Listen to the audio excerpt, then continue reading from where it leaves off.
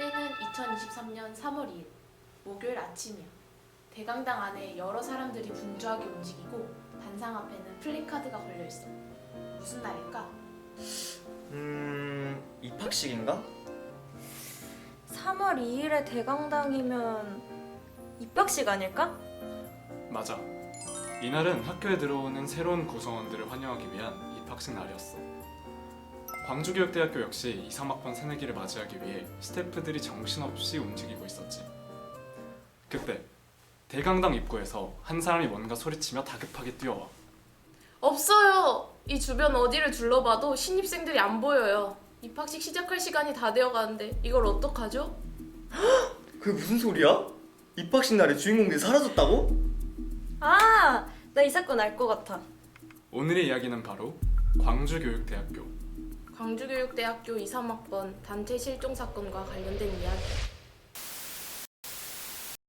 입학식 시작 시간이 다 되어가는데 대강당 안에는 스태프들만 가득했어요. 저를 포함해서 이상하다고 느낀 몇몇 스태프들이 혹시 신입생들이 캠퍼스 지리를 잘 몰라서 묻는 건가? 하는 생각에 주변을 둘러보러 나갔죠. 성열 씨와 몇몇 스태프들이 주변을 둘러보러 나갔는데 캠퍼스 안에는 정막만 돌고 있더래. 아니 이게 무슨 일이야? 그 소식이 전해지고 난 후부터 대강당 안은 엄청난 혼란에 빠졌어. 300여 명의 신입생들이 단체로 실종되어 버린 거잖아. 일단 급한 대로 광주교육대학교 스태프들은 전부 흩어져서 신입생들을 찾아다녔어.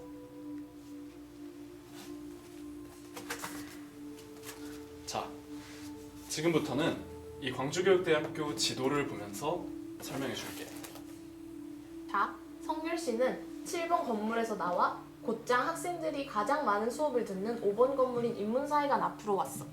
그런데 곧장 인문사회관으로 들어가려던 성열 씨의 귀에 여학생들의 웃음소리가 옅게 들려. 그렇게 웃음소리를 따라간 성열 씨는 의외의 장소에서 신입생들을 만나게 돼. 의외의 장소? 아니 입학식 장소에도 안 오고 캠퍼스 어디에서도 안 보였던 신입생들이 있을 만한 곳이 도대체 어디였대? 바로 이곳. 교육매체관이야.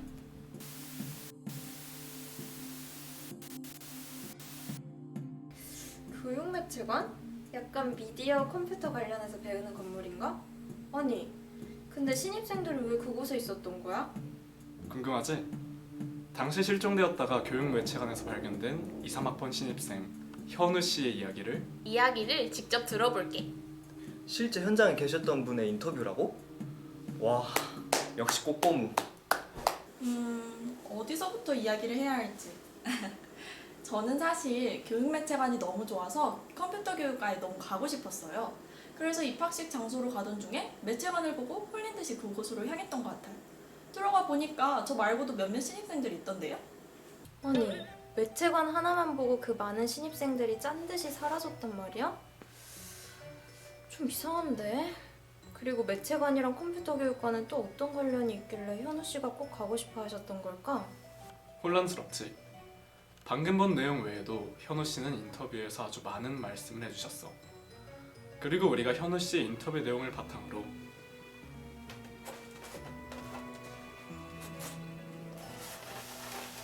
여기 교육매체관의 모형을 재구성해봤어.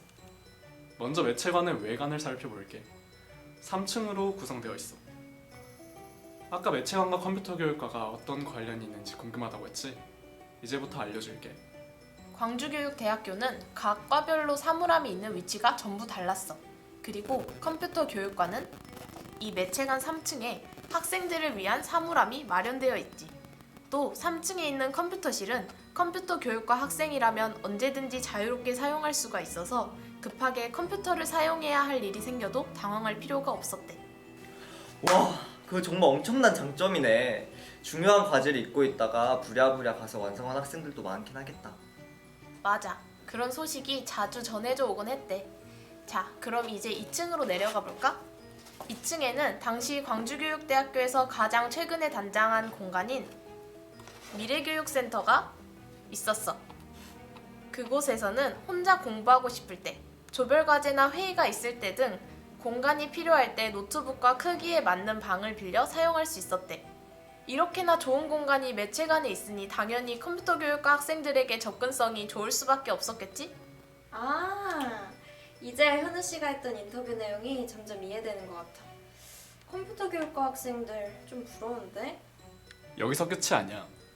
2층에는 학생들이 가장 많은 시간 수업을 듣는 인문사회반으로 통하는 출입문이 있었어.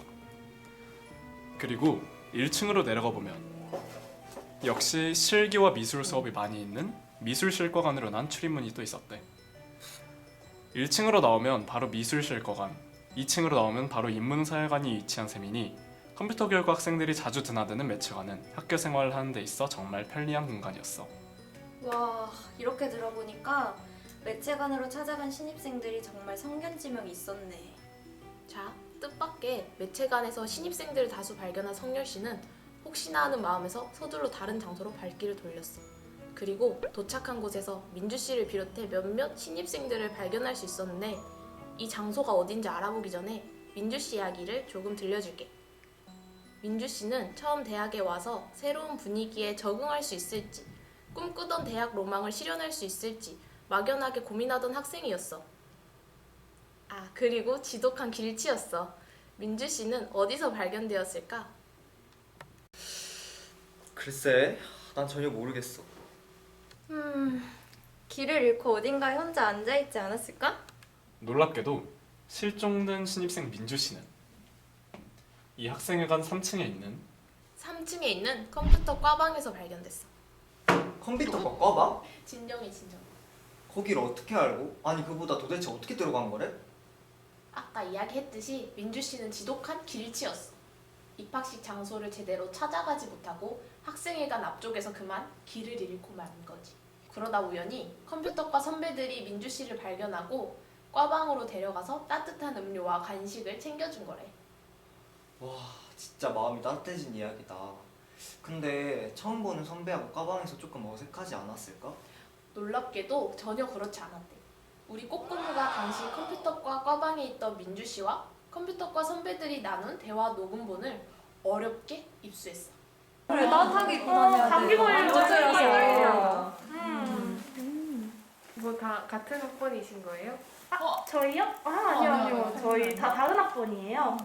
되게 친해 보이셔가지고. 진짜? 저희가 줄번짝이어가지고 그렇게 보였나 보네. 친해요. 이 선배가 밥을 되게 잘 사줘. 나도 진짜 1학년 때 지갑을 안 들고 다녔어. 지금도 안 들고 다녀요.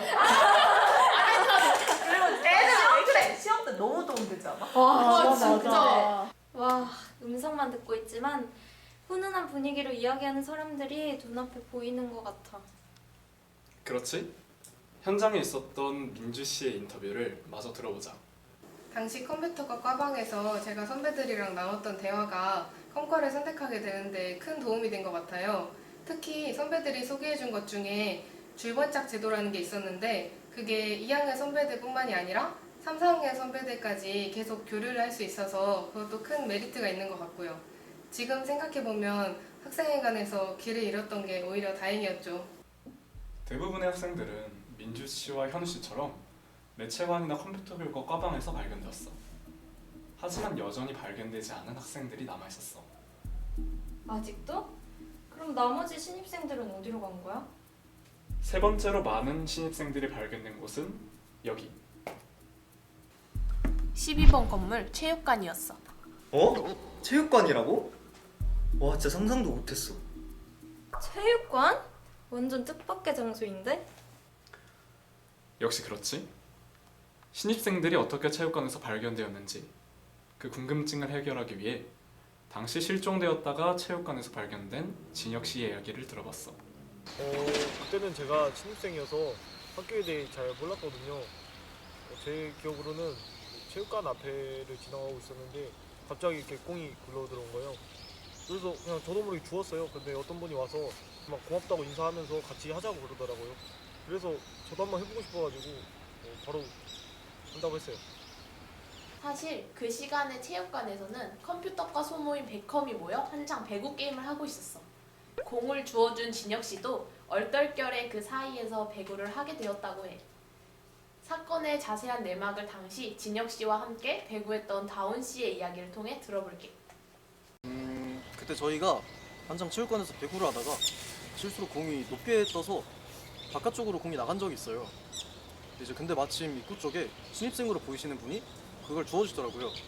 그래서 제가 고마운 마음에 감사 인사를 전하고 혹시 같이 배구하실 생각 있으시냐고 여쭤봤는데 또 흔쾌히 그러자고 하시더라고요. 또 저희 소모임이 워낙에 팀워크가 좋고 다 같이 으쌰으쌰하는 분위기여서 신입생분도 와서 재밌게 하셨던 것 같아요. 근데 이야기를 듣다 보니까 실종된 신입생들이 거의 다 컴퓨터 교육과 관련된 장소에서 발견된 것 같은데? 눈치챘구나.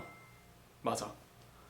광주교육대학교 2, 3학번 단체 실종 사건에서 실종되었던 신입생들은 대부분 매체관, 컴퓨터 교육과 과방, 체육관, 그리고 교외에도 컴퓨터 교육과 관련된 다양한 장소에서 발견이 됐어.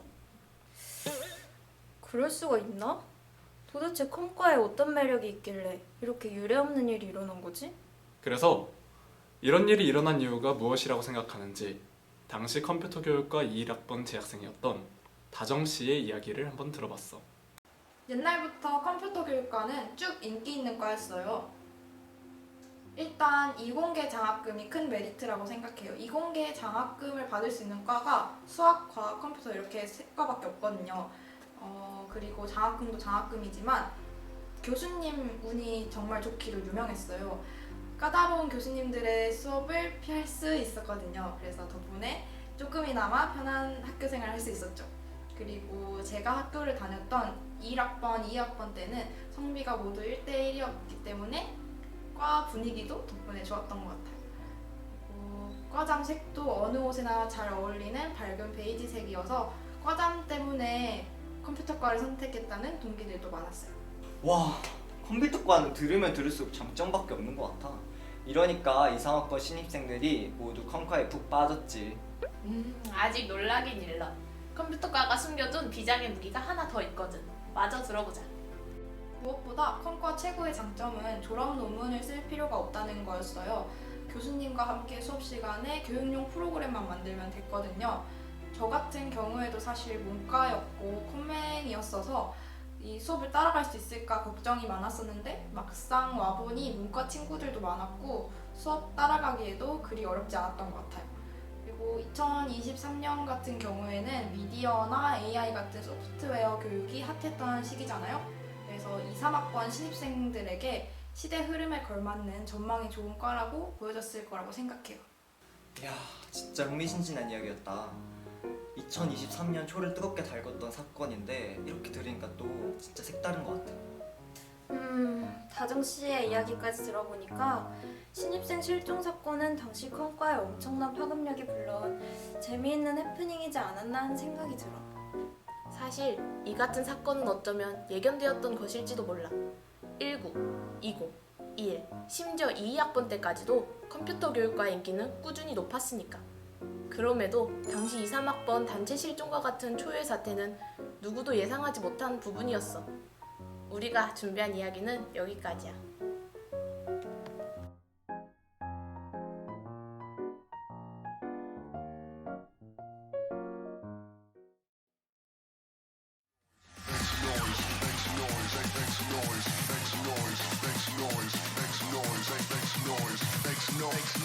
Make some noise.